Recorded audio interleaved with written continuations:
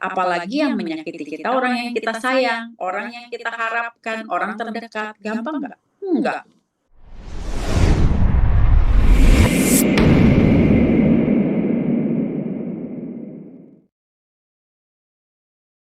Terima kasih ya Tuhan. Tuhan, kami percaya Tuhan, Roh Kudus Engkau sudah hadir di tengah-tengah kami. Engkau mengurapi kami satu persatu. Beri kami hati yang mau dibentuk. Beri kami buka semua telinga rohani kami, supaya kami mendengar kebenaran firman-Mu, dan kebenaran itu yang akan memerdekakan kami. Terima kasih ya Tuhan, kami percaya Tuhan firman yang Engkau berikan ini Tuhan, membuat kami semakin bertumbuh di dalam Engkau. Tuhan urapi kami dari awal hingga pertengahan hingga akhir dalam ibadah ini Tuhan. Urapi setiap sinyal Tuhan. Dan Tuhan urapi juga hamba-Mu Tuhan. Apapun yang disampaikan di tempat ini hanya berasal daripada Tuhan. Yang bukan dari Tuhan tidak boleh disampaikan tempat ini. Ya Tuhan, beri kami hati yang siap untuk mendengar firman-Mu. Di dalam nama Yesus kami berdoa dan mengucap syukur. Amin. Amin. Silakan duduk. Amin. Shalom semuanya. Salam. Suara saya jelas ya? Jelas, Bu. Oke, shalom semuanya ya. Sekarang saya mau nanya nih, siapa yang di sini hatinya baik-baik saja tidak pernah terluka? Ada? Nggak ada, Bu. Semua pernah terluka, Bu. Pasti ya, kita hidup pasti pernah terluka. Nah, kemudian siapa di sini yang kita pernah terluka, baik oleh keluarga sendiri atau orang-orang di sekitar kita, tapi sampai sekarang itu masih sakit. Masih kalau lihat orang itu bawaannya masih gimana gitu, masih kesel gitu, masih marah. Ada kan? Pasti ada kan? Atau semua udah sembuh semua di sini? Mungkin masih ada, Bu. Masih Saya ada. udah sembuh. Tapi berita baiknya Tuhan itu mau menyembuhkan kita semua. Di dalam Mazmur 147 ayat 3 dikatakan bahwa Ia menyembuhkan orang-orang yang patah hati dan membalut luka mereka.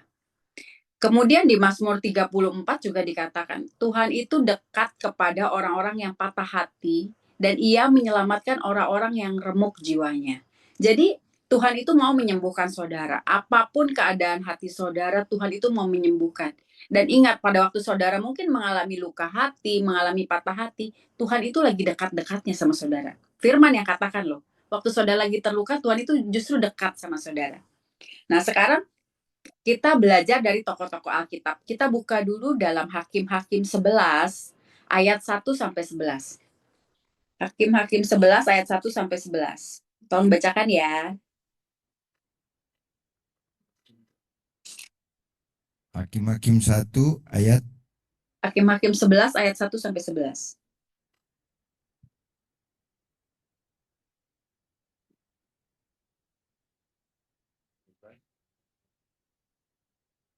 Hakim-Hakim 1 ayat Hakim-Hakim 11 ayat 1 sampai 11. Adapun Yefta orang Gilead itu adalah seorang pahlawan yang gagah perkasa, tetapi ia anak seorang perempuan sundal. Ayah Yefta ialah Gilead. Juga istri Gilead melahirkan anak laki-laki baginya. Setelah besar anak-anak istrinya ini, maka mereka mengusir Yefta. Katanya kepadanya, engkau tidak mendapat milik pusaka dalam keluarga kami, sebab engkau anak dari perempuan lain. Maka larilah Yefta dari saudara-saudaranya itu dan diam di Top. Di sana berkumpullah kepadanya petualangan-petualangan yang pergi merampok bersama-sama dengan dia. Beberapa waktu kemudian Bani Amon berperang melawan orang Israel, dan ketika Bani Amon itu berperang melawan orang Israel, pergilah para tua-tua Gilead menjemput Yefta dari tanah Tob. Kata mereka kepada Yefta, mari jadilah panglima kami dan biarlah kita berperang melawan Bani Amon. Tetapi Yefta kata Yefta kepada para tua-tua Gilead itu, bukan kamu sendiri membenci aku dan mengusir aku dari keluargaku? Mengapa kamu datang sekarang kepadaku pada waktu kamu terdesak? Kemudian berkatalah para tua-tua Gilead kepada Yefta, memang kami datang kembali sekarang kepadamu. Ikutlah kami dan berperanglah melawan Bani Amon. maka engkau akan menjadi kepala atas kami, atas seluruh penduduk Gilead. Kata Yefta kepada para tua-tua Gilead, jadi jika kamu membawa aku kembali untuk berperang melawan Bani Amon, dan Tuhan menyerahkan mereka kepadaku, maka akulah yang akan menjadi kepala atas kamu. Lalu kata para tua-tua Gilead kepada Yefta, demi Tuhan yang mendengarkannya sebagai saksi antara kita, kami akan berbuat seperti katamu. Maka Yefta ikut dengan para tua-tua Gilead, lalu bangsa itu mengangkat dia menjadi kepala dan panglima mereka. Tetapi Yefta membawa seluruh perkaranya itu ke hadapan Tuhan di Mizpah. Amin. Terima kasih. Nah, jadi dari ayat tadi itu kita belajar dari Yefta ya. Dari ayat tadi tuh Yefta itu dari kecil udah dicap apa? Anak haram kan? Karena dia anak perempuan sundal kan. Terus dia ditolak oleh keluarga, saudara-saudara kandungnya mengusir dia supaya apa? Supaya nggak dapat warisan. Jadi Yefta ini harus lari dan berkumpul pergi merampok kan. Yefta terluka nggak? Terluka pasti. Diperlakukan oleh justru keluarganya sendiri kan. Nah, jadi ketika Bani Amon berperang melawan Israel, para tua-tua ini datang lagi untuk meminta bantuan Yefta. Karena Yefta itu kan pahlawan. Di ayat 1 dikatakan Yefta itu adalah pahlawan yang gagah perkasa.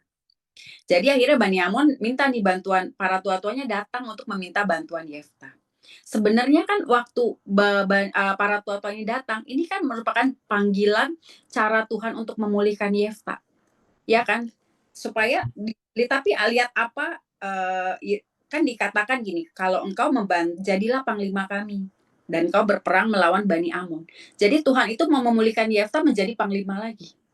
Tetapi apa responnya Yefta? Di ayat 7 itu kan Yefta bilang gini, bukankah kamu sendiri yang membenci aku dan mengusir aku dari keluargaku? Ngapain kamu datang sekarang padaku? Pada waktu terdesak aja datang. Yefta itu nggak langsung terima loh. Tapi dia mengeluarkan apa unek-uneknya, dia isi hatinya. Padahal kalau dia langsung ikut berperang dan menang, dia kan dibilang, kamu akan kujadikan panglima. Waktu dia ikut dengan para tua-tua ini, dia akan menjadi pahlawan, kembali lagi menjadi pahlawan dan nggak akan dipandang rendah lagi kan. Tapi respon dia itu mengeluarkan sakit hatinya. Dia mengeluarkan luka-lukanya, mengungkit semua masa lalunya. Tapi Tuhan kita itu Tuhan yang baik. Tuhan itu memberikan anugerah kepada Yefta dengan apa? Menawarkan Yefta itu identitas yang baru. Tuhan itu mau menawarkan Yefta dari buangan menjadi penyelamat. Akhirnya Yefta itu ikut dengan para tua-tua itu dan menjadi panglima. Tapi hati Yefta itu tidak seutuhnya itu sembuh dari lukanya. Dan itu mempengaruhi cara dia itu berhubungan dengan Tuhan. Kan dikatakan di ayat berikutnya ya, Yefta itu berpikir bahwa dia itu harus menyogok Tuhan, harus bertransaksi sama Tuhan dengan apa dia bernasar kan supaya dia menang. Kalau dia membawa kemenangan kan dia nggak akan ditolak, dia nggak akan dihina lagi, akan dijadikan panglima kan. Jadi apa dia itu bernasar supaya menyogok Tuhan. Tuhan aku harus menang nih, gitu kan. Pokok supaya orang nggak memandang rendah saya lagi, supaya orang lihat nih udah berhasil. Nah, jadi Tuhan aku nasar nih, jika engkau sungguh-sungguh menyerahkan Bani Amon itu ke dalam tanganku, maka apa yang keluar dari pintu rumahku untuk menemui aku, waktu aku kembali nih, selamat dari Bani Amon, itu akan menjadi kepunyaan Tuhan. Dan aku akan mempersembahkan korban bakaran. Apakah Yefta itu bernasar karena dia mencintai Tuhan? Enggak. Dia nyogok Tuhan supaya Tuhan kasih kemenangan. Yang kemudian yang keluar apa? Anaknya yang tunggal. Dan Nasara itu malah semakin menghancurkan dia. Padahal Tuhan itu nggak perlu disogok loh. Tuhan itu mau kasih dia pemulihan, tapi karena lukanya Yefta yang belum sembuh, dia merasa, waduh kalau aku nggak menang, aku jadi buangan lagi, aku dihina lagi. Tapi dia mau menunjukkan supaya dia berhasil. Nah, kemudian akhirnya menang kan, tapi anaknya yang dikorbankan. Nah, nasarnya itu malah menghancurkan dia. Padahal nasar yang sama sekali tidak perlu. Kemudian dalam Alkitab itu, kisah Yefta itu berakhir dengan singkat. Memang Yefta memerintah sebagai hakim atas orang Israel selama 6 tahun. Habis itu di Alkitab tidak pernah diceritakan lagi bagaimana kehidupannya Yefta. Padahal dia pahlawan gagah perkasa. Kisahnya hanya sebatas itu. Ini yang harus jadi perenungan kita juga. Kita boleh dipenuhi Roh Kudus, kita boleh dipakai oleh Tuhan. Tapi kalau luka tidak kita beresi, itu akan menghancurkan kita seperti Yefta. Kemudian ada lagi tokoh Alkitab namanya Simson. Semua tahu ya tentang Simson ya. Saudara baca kitab ya. Nah, Simson ini cukup tragis kisahnya di mana dia itu tidak sembuh dari lukanya. Dan ini yang menyebabkan kehancurannya. Saudara bisa baca di Hakim-Hakim ya. Simson itu bukan orang biasa. Dia itu kan dari awal itu nasir Allah. Sejak dalam kandungan. Artinya hidupnya dia ini dikhususkan. Jadi ada aturan-aturan khusus untuk Simson. Dia nggak boleh minum anggur, nggak boleh kena mayat, nggak boleh potong rambut. Juga dia itu nggak bisa memilih, kan? Tapi sudah dipilih, harus jadi nasir. Itu bukan pilihannya sendiri. Dan dia harus menjalani itu. Itu yang membuat beban dalam hidup Simson. Sehingga dia tertekan, ya pasti tertekan. Dia nggak bisa milih. Nah, kemudian Simson itu kan dia berbeda dari yang lain ya. Dengan teman-teman yang mungkin orang sekelilingnya dia berbeda. Pasti dia merasa kesepian. Contohnya nih, orang orang lain boleh minum anggur, dia enggak. Jadi dia pasti nggak punya teman, temennya nggak bisa ngajakin dia. Nah di Alkitab juga dikatakan dia itu sendiri kan, tidak ada penasehat rohani. Nah, dia terhatinya Simson terluka nggak terluka. Nah, dari mana kita tahu? Ketika ia merasa dikhianati, respon dia apa? Kekerasan. Dia membakar ladang, dia memukul mati banyak orang, dia nggak bisa mengatur emosinya. Jadi meledak-ledak ini adalah ciri orang yang terluka. Kemudian ketika dia dikhianati oleh Delila, dia dicurangi oleh orang yang dia kasihi, sehingga kan Simpson itu menceritakan rahasianya kan. Pengkhianatan oleh orang yang kita percayai dan orang yang kita kasih itu adalah luka yang paling menyakitkan, benar kan? Iya, Bu. Kalau luka ini tidak disembuhkan, itu akan mempengaruhi hidup kita, bahkan membawa kehancuran. Jadi ketika Delila mengkhianati Simpson, sehingga orang Filistin ini kan menangkap Simpson. Terus apa yang dilakukan terhadap Simpson? Kedua matanya dicungkil, ia dibelenggu dengan 2 rantai tembaga dan dipenjara. Kemudian gak hanya itu, dia dipermalukan dan disuruh melawak. Jadi luka-luka Simpson ini membawa dia itu sampai kepada titik terendahnya. Memang akhirnya kemudian Simpson itu berbalik kepada Tuhan. Dan Tuhan itu, roh Tuhan turun atas Simpson sehingga dia bisa mencabik-cabik singa. Terus dia diikat pada tali-tali, tangannya hancur, itu karena roh Tuhan turun. Itu artinya kan dia memang sudah berbalik kepada Tuhan. Tuhan itu tidak pernah meninggalkan Simpson di tengah semua kegagalan Simpson. Tapi apakah luka Simpson sembuh? Tidak. Kita buka di Hakim-Hakim 16 ayat 28 ya. Kita baca ya, Hakim-Hakim 16 ayat 28. Hakim-Hakim 16 ayat 28. Berserulah Simpson kepada Tuhan, katanya, "Ya Tuhan Allah, ingatlah kiranya kepadaku dan buatlah aku kuat sekali ini saja ya Allah, supaya dengan satu pembalasan juga kubalaskan kedua mataku ini itu kepada orang Filistin." Amin, terima kasih.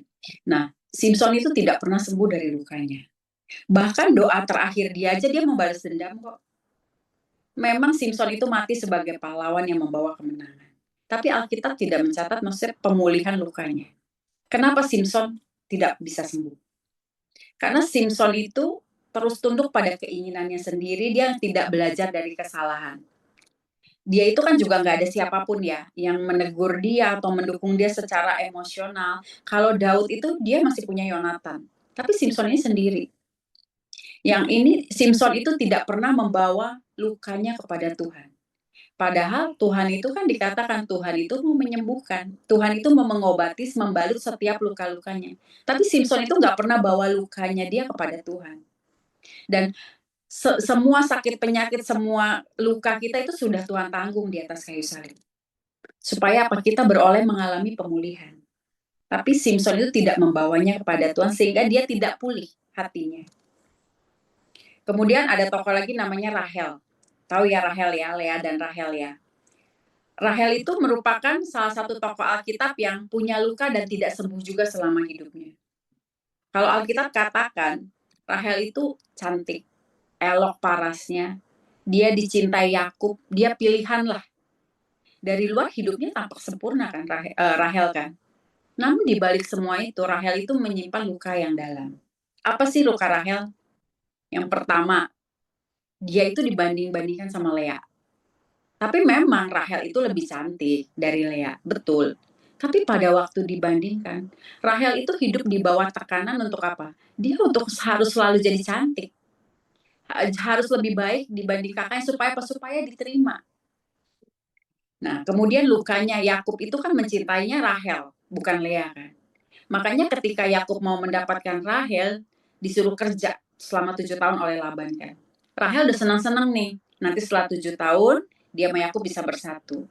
Setelah 7 tahun malah dia ditipu kan. Ya Laban itu malah memberikan Lea itu kepada Yakub.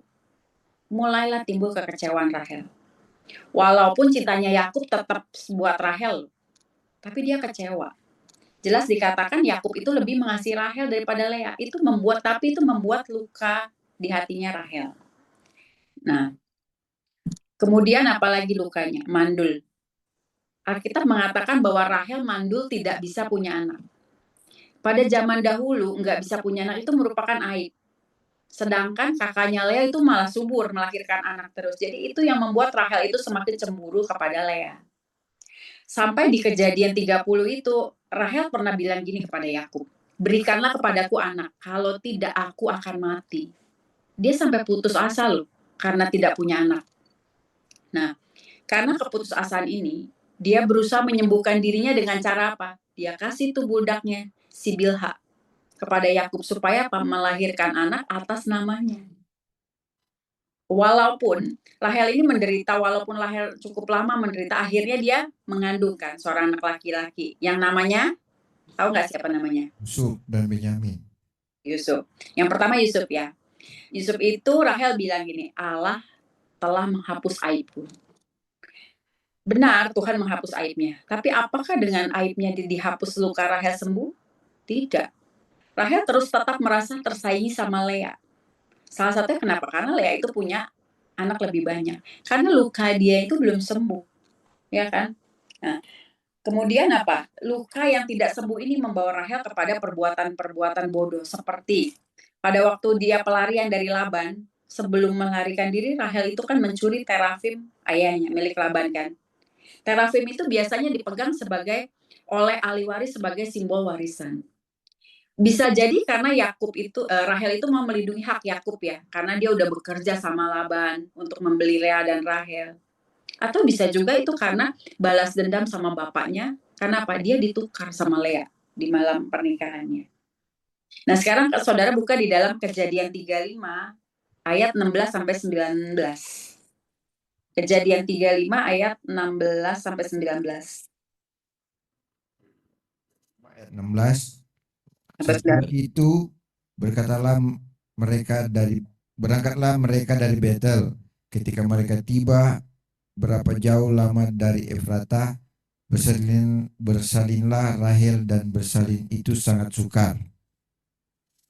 Sedang ia sangat sukar bersalin, berkatalah bidan kepadanya, janganlah takut, sekali ini pun anak laki-laki yang kau dapat. Ayat Dan ketika ia hendak mengembuskan nafas, sebab ia mati, kemudian diberikannya nama Ben-Oni kepada anak itu, tetapi ayahnya menamainya Benyamin. Demikianlah Rahel mati, lalu ia dikuburkan di sisi jalan Efrata, yaitu Bethlehem. Rahel akhirnya melahirkan seorang anak laki-laki lagi, tapi dia meninggalkan, sehingga anaknya dinamakan Ben-Oni. Ben-Oni itu artinya apa? Anak kesengsaraan. Artinya sampai mati Rahel sengsara nggak? Sengsara.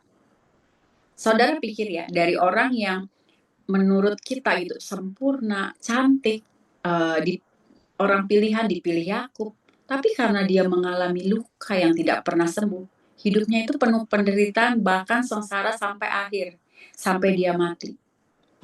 Nah, ini adalah tokoh-tokoh Alkitab yang mereka punya luka batin, mereka punya luka tapi mereka tidak pernah sembuh. Dan itu malah membuat hidupnya berakhir tragis kan. Tetapi ada tokoh Alkitab yang sama-sama punya luka, tapi mereka itu berhasil sembuh. Yang pertama siapa? Daud. Sudah tahu ya Daud. Daud itu tidak diakui sama bapaknya. Itu udah tertolak kan dari dalam keluarga. Jadi waktu Nabi Samuel datang untuk mengurapi salah satu putra Isai sebagai raja, Isai itu panggil semua anaknya, tapi Daud nggak dipanggil. Terluka nggak? Pasti terluka. Sama kakak-kakaknya juga nggak dianggap. Kemudian dia dibohongi Saul. Jadi Saul itu kan menawarkan Merab kan untuk menjadi istri Daud. Tapi Daud harus perang dulu. Udah berperang, Merabnya itu malah dikasih ke orang lain. Kemudian Daud itu dikejar-kejar mau dibunuh oleh Saul. Nah, dia menjadi buronan.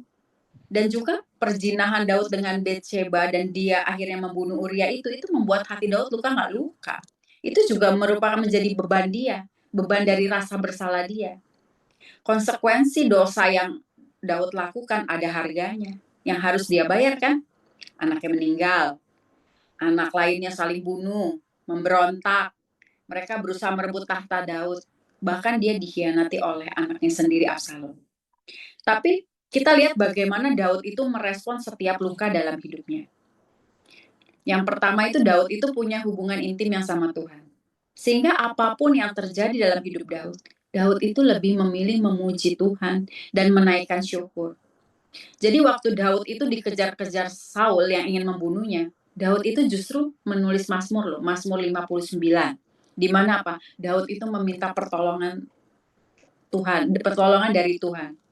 Dalam Mazmur 59 ayat 17 sampai 18, saya bacakan aja ya. Tetapi aku mau menyanyikan kekuatanmu. Pada waktu pagi aku mau bersorak-sorai karena kasih setiamu.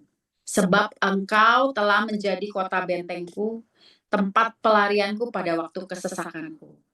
Ayat 18, ya kekuatanku, bagimu aku mau bermazmur sebab Allah adalah kota bentengku, Allah dengan kasih setianya. Loh, saudara bayangin, dia itu lagi dikejar-kejar sama Saul, ada orang kejar-kejar orang mau membunuhnya, dia malah nyanyi loh, dia malah menulis Mazmur ini loh. Dia katakan apa, aku mau bersorak-sorai karena kasih setiamu, padahal lagi dikejar-kejar mau dibunuh. Jadi apa, fokus Daud itu bukan sama masalahnya, tapi fokus dia itu sama kebesaran Tuhan. Kemudian waktu Daud dalam dosa dengan Betsheba, dia minta pemulihan kepada Tuhan. Kemudian waktu Daud mengalahkan Goliat, dia juga memuliakan nama Tuhan, bahwa kemenangannya itu berasal dari Tuhan. Jadi dalam segala hal, apapun yang terjadi dalam hidup Daud, dia itu selalu memuliakan Tuhan. Dia punya hubungan yang intim sama Tuhan. Kemudian Daud itu memilih untuk mengampuni daripada membalas. Daud itu punya 2 kali kesempatan untuk membunuh Saul, tapi ia tidak memilih membalas. Bahkan dia memilih untuk apa? Mempercayakan keadilannya itu kepada Tuhan. Sehingga Daud itu bisa dipulihkan. Apa yang dipulihkan dari hidup Daud? Dari anak yang gak dianggap bapaknya, ya kan? Bahkan kan ketika Nabi Samuel datang, ayahnya bilang apa? Si bungsu yang jaga kambing, tapi dia menjadi apa? Orang pilihannya Tuhan. Dari buronan dikejar-kejar Saul, jadi di saat Daud merasa ketakutan dan sendirian, justru apa? Dia itu mengalami Tuhan itu sebagai gembalanya. Malah Daud bisa bergantung kepada pemeliharaan Tuhan, kepada pembelaan Tuhan, bukan pada kekuatan sendiri. Nah, waktu Daud sendirian tuh di Gua Adulam, Tuhan itu apa? Mengirimkan orang-orang yang sama-sama terluka, yang bermasalah, yang pahit juga. Tapi apa? Diubahkan menjadi pasukan yang hebat. Kemudian Daud menjadi gembala, baik bagi bangsanya.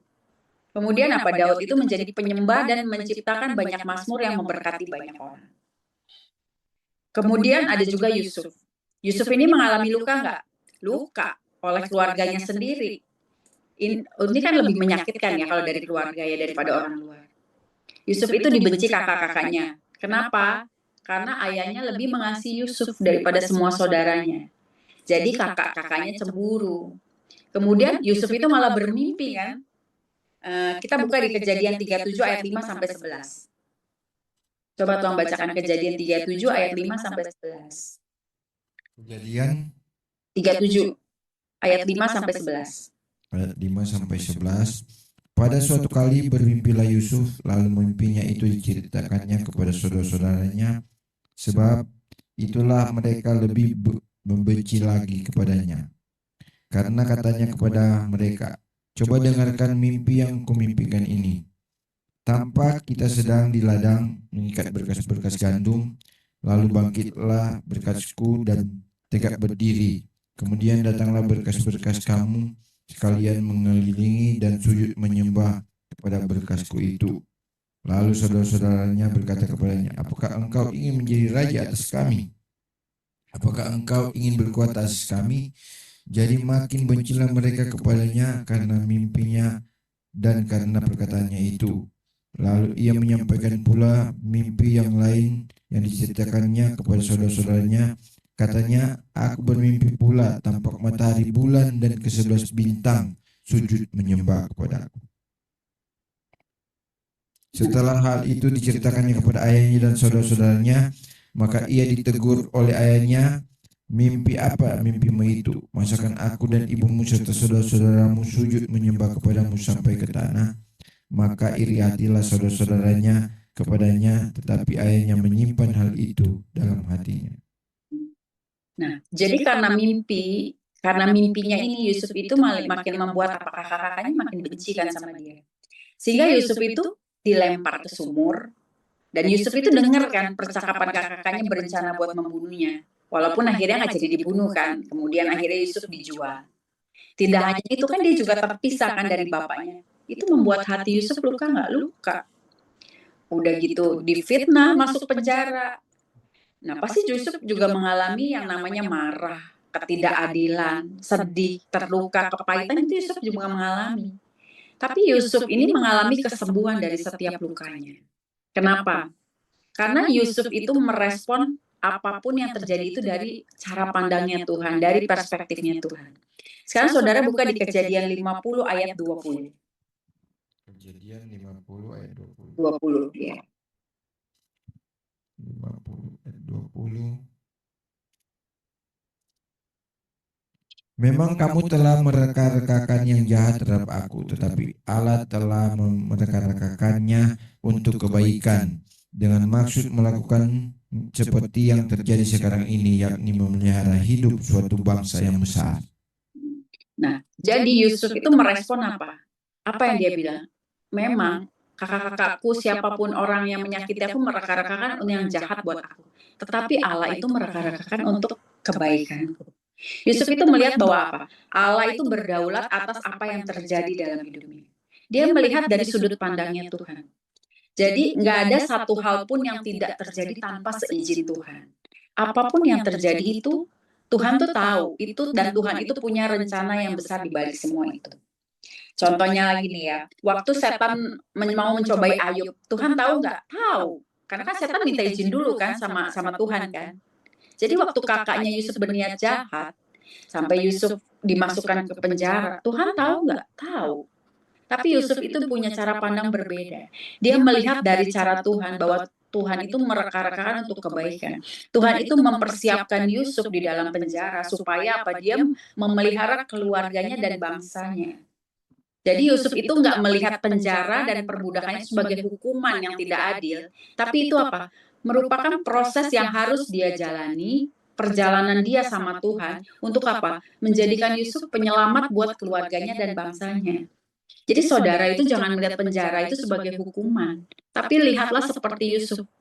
Apa ini adalah proses yang saudara jalani, perjalanan bersama Tuhan supaya apa? Tuhan itu mempersiapkan saudara seperti Yusuf, menjadi penyelamat untuk keluarga saudara dan bangsa saudara. Nah, Yusuf itu memilih apa? Memilih untuk terus melayani dan bertumbuh, bukan mental korban. Yusuf itu nggak fokus sama keadaannya. Tapi Yusuf itu fokus pada tujuan yang lebih besar. Waktu Yusuf ada di rumah Potifar, menjadi kepala rumah tangga seluruh istana Potifar. Jadi menjadi orang kepercayaan lah. Tuhan itu menyertai Yusuf kan. Yusuf tetap melakukannya bagiannya dengan baik. Sampai diangkat kan menjadi kepala rumah tangga. Yusuf itu tetap melakukan bagian dengan baik. Kemudian waktu di penjara pun Yusuf tetap aktif melayani loh. Melayani apa? Kan salah satunya dia mengartikan mimpi. Ya kan, juru minuman mengartikan walaupun dia dilupakan kan, tapi dia tetap melayani di dalam penjara. Dia nggak pernah fokus sama keadaannya. Keadaan dia dikhianati, istri Potifar berbuat jahat, keadaan dia mana dilupakan oleh juru minuman setelah ditolong, setelah diartikan mimpinya. Yusuf itu nggak pernah fokus sama itu. Kemudian Yusuf itu juga mengampuni saudara-saudaranya, orang yang menyakiti dia. Kejadian 45 ayat 4 sampai 5. Kita buka Kejadian 45 ayat 4 sampai 5. Kejadian 45 ayat 4 sampai 5. Lalu kata Yusuf kepada saudara-saudaranya itu, marilah dekat-dekat. Maka mendekatlah mereka. Katanya lagi, akulah Yusuf saudaramu yang kamu jual ke Mesir. Tetapi sekarang janganlah bersusah hati dan janganlah menyesali diri, karena kamu menjual aku ke sini, sebab untuk memelihara kehidupan lah Allah menyuruh aku mendahului kamu. Amin. Yusuf itu nggak pernah ingat kesalahan saudaranya, tetapi karena dia mengampuni saudara-saudaranya, ini yang membuat Yusuf sembuh, yang membuat hatinya dipulihkan. Tidak hanya hatinya ya, tapi hidupnya Yusuf itu dipulihkan sama Tuhan. Dari seorang tahanan menjadi perdana menteri, dari budak menjadi penguasa. Malah hubungan Yusuf dengan saudara-saudara jadi dipulihkan. Mereka bisa berkumpul lagi dengan keluarganya, bahkan dengan ayahnya. Dan Tuhan itu memakai Yusuf untuk apa? Menyelamatkan keluarganya juga untuk bangsa Mesir. Kemudian Alkitab berkata Yusuf itu dan saudara-saudaranya tinggal di tanah Goshen yang subur. Mereka makmur, beranak cucu banyak, menjadi bangsa yang besar dan kuat. Seperti yang Tuhan janjikan kepada Abraham, Ishak dan Yakub. Nah, Yusuf itu dipulihkan sampai seperti itu. Nah, Yusuf ini kemudian punya dua orang anak ya. Dalam Kejadian 41 ayat 51 sampai 52, kita buka ya. Kejadian 41 ayat 51 sampai 52. Kejadian 41 ayat 51, Yusuf memberi nama Manasye kepada anak sulungnya itu, sebab katanya, Allah telah membuat aku lupa sama sekali kepada kesukaranku dan kepada rumah bapakku. Dan kepada anaknya yang kedua diberi nama Efraim, sebab katanya, Allah membuat aku mendapat anak dalam negeri kesengsaraanku. Nah, dia bagaimana Yusuf menamai anaknya? Allah itu membuat aku lupa loh sama kesukaranku. Beda kan sama Rahel? Rahel malah bilang ini anak kesengsaraanku. Ya kan? Nah, kalau ayat 52 Efraim di terjemahan firman Allah hidup dikatakan putra yang kedua itu dinamai Efraim. Efraim itu artinya berbuah-buah. Artinya karena Allah telah membuat aku makmur di tanah perhambaan ini. Nah, jadi apa? Yusuf itu dipulihkan kan? Dia melupakan kesukarannya, Tuhan membuat dia melupakan kesukarannya apa? Tuhan itu membuat dia makmur di tanah perhambaan itu. Mungkin saudara hari-hari ini juga mengalami luka, seperti ditolak, diperlakukan tidak adil, dikhianati, terluka karena orang lain, atau terluka akibat dari dosa kita sendiri. Tapi respon saudara itu menentukan akhir hidup saudara.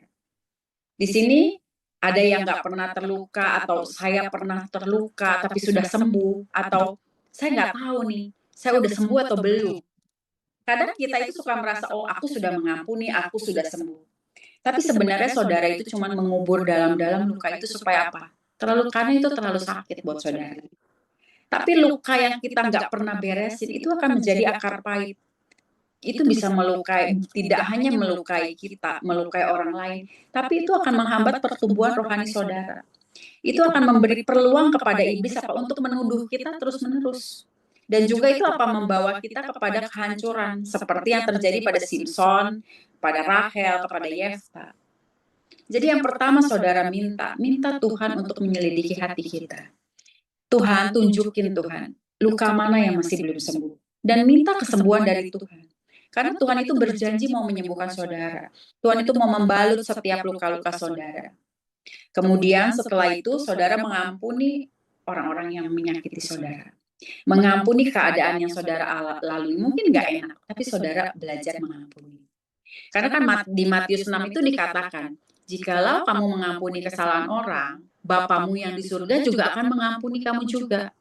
Tetapi kalau kamu nggak mengampuni, Bapamu juga nggak akan mengampuni kesalahanmu. Sama seperti Yusuf dan Daud, mereka mengampuni semua orang yang menyakiti mereka. Waktu Yusuf mengampuni saudara-saudaranya, Tuhan itu angkat Yusuf menjadi penguasa di Mesir. Dan kakak-kakaknya malah datang kan minta bantuan kepada Yusuf. Mengampuni gampang nggak? Gak gampang. Susah, Bu. Iya, mengampuni orang yang menyakitkan kita gampang. Mungkin kalau orang yang nggak terlalu kita kenal ya, sakitnya dikit gampang lah ya. Tapi kalau yang sakitnya banget-banget gitu, apalagi yang menyakiti kita, orang yang kita sayang, orang yang kita harapkan, orang terdekat, gampang nggak? Enggak. Pernah nggak saudara alami Tuhan, kok susah ya saya mengampuni? Saya tahu nih Tuhan, saya harus mengampuni, tapi kok susah banget ya? Kita buka di 1 Yohanes ya, 1 Yohanes 4 ayat 18. 1 Yohanes 4 ayat 18. 1 Yohanes 4 ayat 18, di dalam kasih tidak ada ketakutan. Kasih yang sempurna melenyapkan ketakutan, sebab ketakutan mengandung hukuman, dan barang siapa takut, ia tidak sempurna di dalam kasih. Amin. Amin. Di dalam kasih tidak ada ketakutan. Kasih yang sempurna itu melenyapkan ketakutan. Jadi barang siapa takut, ia tidak sempurna dalam kasih. Di dalam kasih ada kebencian nggak? Tidak, Bu. Di dalam kasih tidak ada kebencian ya. Kasih yang sempurna itu melenyapkan kebencian. Jadi barang siapa belum mengampuni, barang siapa masih benci, ia tidak sempurna di dalam kasih. Jadi kalau saudara tidak bisa mengampuni, karena saudara tidak sempurna di dalam kasih. Hubungan saudara dengan Tuhan tidak baik-baik saja. Saudara belum sepenuhnya mengalami Tuhan. Saudara belum sepenuhnya percaya sama Tuhan. Jadi bagaimana supaya kita sempurna di dalam kasih, punyalah hubungan dengan Tuhan. Saudara tinggal di dalam kasih Tuhan. Renungkan firman ini siang dan malam. Waktu saudara baca firman, firman itu kan Allah sendiri ya. Saudara itu sedang berkomunikasi dengan Tuhan. Mulailah jadi bagaimana saudara mengampuni, mulai punya hubungan dengan Tuhan. Saudara sempurna di dalam kasih. Kasih Tuhan itu penuh di dalam kita, maka tidak ada kebencian. Seberat apapun, semenyakitkan apapun, kasih yang sempurna itu melenyapkan kebencian. Jadi tidak susah mengampuni. Hari ini Tuhan itu kasih saudara pilihan. Kita semua pasti pernah terluka. Tetapi apakah kita mau disembuhkan? Kita mau membawa luka-luka kita itu kepada Tuhan dan minta kesembuhan dari Tuhan. Dan hidup kita akan dipulihkan seperti Daud dan Yusuf. Atau kita mau terus menyimpan luka-luka hati kita. Dan hidup kita akan seperti ya Rahel, seperti Simpson, sampai mati pun kita menderita. Karena Tuhan itu adalah Tuhan yang menyembuhkan.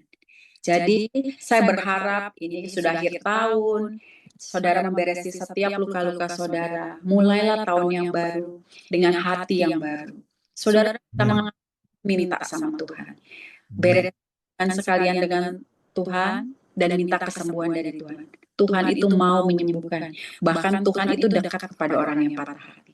Jadi saudara merasa patah hati, Tuhan itu lagi dekat-dekatnya sama saudara. Mintalah kesembuhan. Mulailah pulihkan hubungan kalian dengan Tuhan. Dan belajar mengampuni. Supaya apa?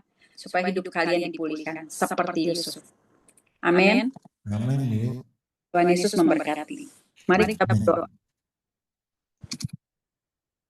Bapa di dalam nama Tuhan Yesus, terima kasih untuk setiap kebenaran firman-Mu. Tuhan, kami percaya Tuhan, Engkau lihat setiap hati anak-anak-Mu. Tuhan selidiki hati mereka, apabila masih ada luka dalam hidup mereka. Firman-Mu berkata Tuhan, Engkau menyembuhkan setiap orang yang patah hati dan membalut setiap luka mereka. Tuhan, sembuhkan mereka Tuhan. Sembuhkan setiap luka hati mereka Tuhan. Dan Tuhan, aku percaya Tuhan, Engkau Tuhan yang akan membawa pemulihan bagi anak-anak-Mu. Buka setiap rohani mereka, buat mereka melihat dari cara pandang Tuhan, buat mereka Tuhan tidak memiliki mental korban, tapi buat mereka tahu Tuhan bahwa ada rancangan Tuhan yang ajaib dalam hidup mereka, walaupun mereka masih di penjara Tuhan. Tapi Tuhan, Engkau mereka-rekakan semua untuk kebaikan mereka Tuhan. Engkau sudah menyiapkan rencana yang besar untuk anak-anak-Mu Tuhan. Terima kasih ya Tuhan, aku serahkan anak-anak-Mu ke dalam tangan-Mu Tuhan. Firman yang sudah ditabur Tuhan tidak akan pernah kembali sia-sia, tumbuh berakar kuat dalam hati mereka Tuhan. Terima kasih ya Tuhan, pada hari ini Tuhan, Engkau sudah menyembuhkan mereka Tuhan. Dan Tuhan, mereka akan memulai Tuhan, hidup mereka dengan hati yang baru. Engkau memberikan hati yang roh yang baru atas anak-anak-Mu Tuhan. Hati yang baru Tuhan, hati yang sembuh Tuhan, dari setiap luka-luka dalam hidup mereka. Terima kasih ya Tuhan. Sekarang mari kita terima berkat. Mari kita bangkit berdiri terima berkat. Tuhan memberkati engkau dan melindungi engkau. Tuhan menyinari engkau dengan wajah-Nya dan memberikan engkau kasih karunia. Tuhan menghadapkan wajah-Nya dan memberikan engkau damai sejahtera. Amin, amin, amin. Amin.